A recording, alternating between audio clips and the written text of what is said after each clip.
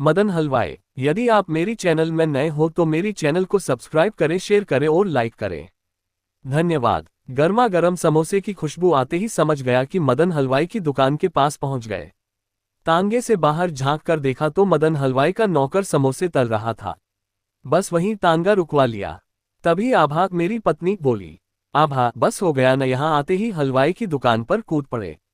मैं, सौरभ, अरे देखो तो कितनी अच्छी समोसों की खुशबू आ रही है। कौन सा रोज रोज यहाँ आते हैं। अब आए हैं तो घर लेकर चलते हैं। मैं जैसे ही मदन हलवाई की दुकान पर पहुंचा, मैं, चाचा कैसे हो, जरा 10 समोसे तो पैक करा दो। मदन हलवाई, बहुत दिनों के बाद दिखाई दिए बबुआ। तुम्हारे अम्मा बाऊजी रोज तुम्हारी राह देखते थे। मैं, हाँ चाचा बात तो ठीक है, लेकिन क्या करूं, शहर में काम ही इतना होता है कि समय ही नहीं मिलता। बातें करते करते नौकर ने समोसे पैक कर दिए। मैं समोसे लेकर जल्दी से तांगे में बैठ गया। तभी बंटी, जो कि मेरा 5 साल का बेटा था, बोला, बंटी पापा मुझे भी दो न समोसा। आभा, नहीं अभी घर चलकर हाथ पैर धोना, फिर मैं चाय बनाऊंगी तब खाना। कुछ ही देर में हम घर पहुंच गए। अम्मा बाबूजी से मिलकर अच्छा लगा। बंटी फिर से समोसे खाने की जिद करने लगा। भला दादी कैसे अपने पोते का दिल तोड़ती। उन्होंने तुरंत एक समोसा निकालकर उसे खाने के लिए दे दिया। बंटी एक हाथ में समोसा लिए, दूसरे हाथ पतंग उठाए छत की ओर चल दिया। उसकी दादी ने बहुत सी पतंगें इकट्ठी कर रखी थीं। वह समोसा खाकर पतंग उड़ाने की तैयारी करने लगा। नीचे आंगन में सब बैठकर समोसे खा रहे थे। तभी आभा चाय बनाकर ले आए। सुभाष, बाबूजी ये मदन के समोसे तो कमाल के होते हैं। जमाना बदल गया लेकिन इसके समोसे नहीं बदले। बाबूजी, हाँ बेटा, इसके समोसे के स्वाद से लोग खींचे चले आते हैं। अम्मा, छोड़ो उसे बेटा, ये बता कितने दिन के लिए आया है, अब रुक कर जाएगा ना। सुभाष, अम्मा मैं तो परसों चला जाऊंगा, छुट्टी नहीं मिल रही है। आभा और बंटी रहेंगे कुछ दिन आपके साथ। अम्मा का चेहरा थोड़ा सा मुरझा गया, लेकिन फिर पोते के बारे में सोचकर उन्होंने अपनी सहमति जता दी। इधर बंटी अपनी ही धुन में पतंग उड़ा रहा था। शहर में ये सब कहाँ मिलता था।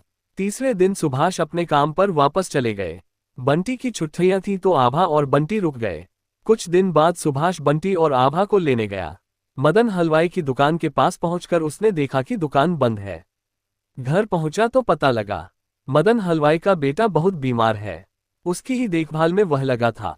अगले दिन मैं आभा और बंटी के साथ घर वापस आ गया। कुछ दिन बाद रात को करीब 1 बजे डोरबेल बजी।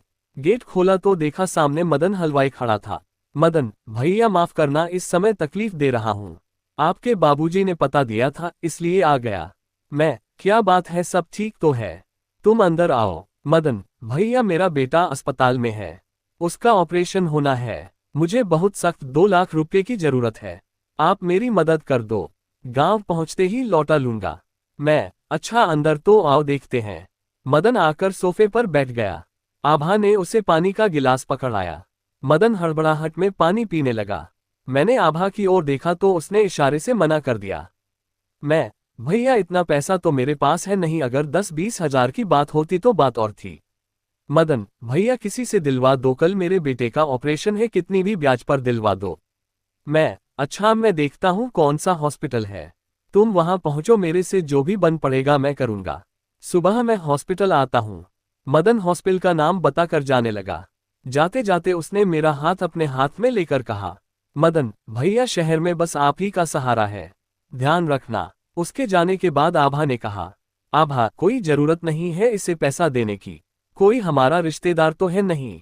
मैं, आभा मुसीबत तो किसी पर भी आ सकती है, मैं सोचता हूँ इसकी मदद करनी चाहिए। आभा, लेकिन अगर पैसे वापस न किए तो हम क्या कर लेंगे। मैं, देखा जाएगा, वैसे भी गांव जाकर बाबूजी को सुनाएगा, उन्होंने भी बहुत उम्मीद से मेरे पास भेजा होगा। आभा कुछ नहीं बोली, लेकिन उसकी आंखों से दिख रहा था कि उसे ये सब अच्छा नहीं लग रहा है। मैं रात भर कश्मकश में रहा कि क्या करूं। अगले दिन मैंने मन बना लिया कि मैं उसकी मदद करूंगा। मैं सुबह ही बैंक गया, वहां से पैसे लेकर सीधा अस्पताल पहुंचा।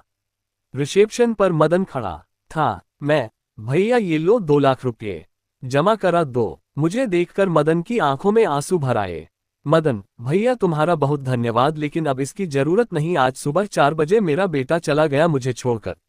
मैं, लेकिन कैसे, आज तो उसका ऑपरेशन होने वाला था। मदन, सब ऊपर वाले का खेल है भैया, लेकिन आपका यह एहसान मैं कभी नहीं भूलूंगा। कुछ ही देर में एम्बुलेंस आ गई। मदन बुरी तरह रो रहा था। उसके साथ गांव के कुछ लोग और भी थे। वे सब मदन के बेटे को एम्बुलेंस में रखकर गांव की ओर रवाना हो गए। आज मेरा ऑफिस जाने का मन नहीं किया। मैं सीधा घर आ गया।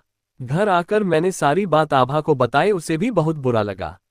इस बात को कई महीने बीत गए। कई महीने बाद मुझे फिर से अपने घर जाने का मौका मिला। मैं अकेला ही जा रहा था। तांगा मदन हलवाई की दुकान के पास पहुंचा तो देखा वहां कोई और बैठा है। मैं, भैया जरा 10 समोसे पैक कर देना। और मदन भैया कहाँ हैं? लड़का, साहब वो कई महीने पहले भगवान को प्यारे हो गए थे। मैं, लेकिन कैसे? लड़का, वो आपको पता है उनका बेटा खत्म हो गया था। उसके गम में 15 दिन बाद वो भी चले गए। उनकी पत्नी तो पहले ही नहीं थी। अब ये दुकान हमने खरीद ली है। मेरी आंखों में आंसू भर आए थे। मैं समोसे लेकर घर पहुंचा, लेकिन आज उन समोसों में वह स्वाद नहीं था। मैंने थोड़ा सा समोसा खाया और छोड़ दिया। अम्मा के पूछने पर मैं उनसे लिपट कर रोने लगा। मदन से मेरा कोई रिश्ता नहीं था, लेकिन बचपन से उसकी दुकान के समोसे खाकर हम दोनों के बीच एक रिश्ता बन गया था, जिसके कारण वह मेरे घर मदद मांगने आया था। मैं जिंदगी भर यही सोचता रहूंगा, काश मैं मदन की मदद कर पाता, काश उसका लड़का बच जाता। पूरी कहानी सुनने के लिए धन्यवाद।